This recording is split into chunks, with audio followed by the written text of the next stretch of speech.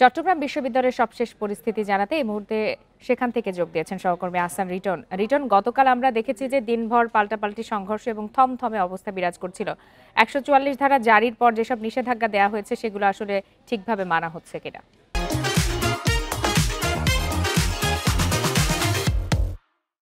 দেখুন, আমরা ইতিমধ্যে বলেছি সকাল থেকে আমরা চট্টগ্রাম বিশ্ববিদ্যালয়ের ক্যাম্পাসে ছিলাম এবং চট্টগ্রাম বিশ্ববিদ্যালয়ের ক্যাম্পাসের পাশে যে জোবরা গ্রাম, সেই গ্রামে গতকাল গ্রামবাসীদের সঙ্গে গতকালকে শিক্ষার্থীদের সংঘর্ষ হয়েছে। সেই গ্রামে আমরা কিছুক্ষণ আগে ঘুরে এসেছি। আমরা দেখছি আসলে চট্টগ্রাম বিশ্ববিদ্যালয়ের ক্যাম্পাস একেবারেই থমথম একটি পরিবেশ এখানে বিরাজ করছে। এখানে পুলিশ, সেনাবাহিনী, বিজিবি এবং র্যাব তারা আসলে টহল দিচ্ছেন এবং খুব প্রয়োজন ছাড়া কাউকে আমরা আসলে ক্যাম্পাসে চলাচল করতে দেখছি না। অর্থাৎ গতকালকের তুলনায় চট্টগ্রাম বিশ্ববিদ্যালয়ের ক্যাম্পাস এখন একেবারেই শান্ত, এটি আসলে বলা যায়। আমরা কিছুক্ষণ আগে সেই জোবরা গ্রামে গিয়েছিলাম, যে গ্রামবাসীর সঙ্গে গতকাল চট্টগ্রাম বিশ্ববিদ্যালয়ের শিক্ষার্থীদের সংঘর্ষ হয়েছে। সেখানে আমরা গিয়ে দেখেছি অসংখ্য মানুষের বাড়িঘর ভাঙচুর করা হয়েছে, তাদের সিএনজি অটোরিকশা, ব্যাটারি চালিত রিকশা, মোটরসাইকেল ভাঙচুর করা হয়েছে, জ্বালিয়ে দেওয়া হয়েছে।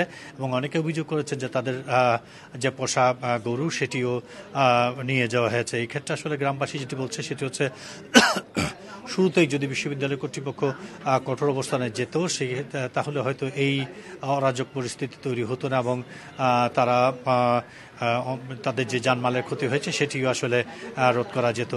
যেহেতু বিকেল পর্যন্ত আসলে চট্টগ্রাম বিশ্ববিদ্যালয় এবং আশপাশের এলাকায় পুলিশ কিংবা অন্য কোনো বাহিনী ছিল না, সঙ্গত কারণে সে সময় ব্যাপক ভাঙচুর হয় এবং গতকালকে বিকেলে আশপাশে যে গ্রাম ছিল সেই গ্রামে আসলে কিছু শৃঙ্খল যুবক সেখানে ভাঙচুর করে এবং আমরা দেখেছি সেখানে অসংখ্য বাড়িঘর ভেঙে তছনছ করে দেওয়া হয়েছে, যার ক্ষতচিহ্ন এখনো পর্যন্ত আছে।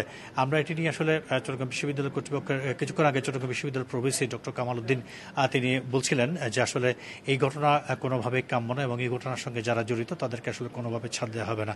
আপনি জানেন যে ইতিমধ্যে 21 সদস্যের একটি তদন্ত কমিটি গঠন করা হয়েছে। সেই তদন্ত কমিটি কি করবে, সেটি কতদিনের মধ্যে প্রতিবেদন দেয় সেটিও আসলে কিছুক্ষণ পর যে বৈঠক হবে সেই বৈঠকেই জানানো হবে। আমরা সেই বৈঠকের অপেক্ষা আছি।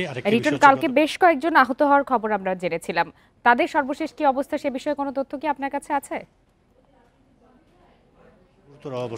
আহত অবস্থায় আছেন। আমরা জেনেছি চট্টগ্রাম বিশ্ববিদ্যালয় কর্তৃপক্ষ সেই 5 জন থেকে একজনকে চট্টগ্রাম ঢাকায় স্থানান্তরের প্রক্রিয়া শুরু করেছে এবং বাকি 2 জনকে চট্টগ্রাম মেডিকেল কলেজ হাসপাতালে নিবিড় পর্যবেক্ষণ অবস্থায় রেখেছে। তো সবকিছু মিলিয়ে বলা যায় যে এই মুহূর্তে ক্যাম্পাস শান্ত এবং কিছুক্ষণ পর যে বৈঠক হবে সেখানে গ্রামবাসীরও থাকবেন।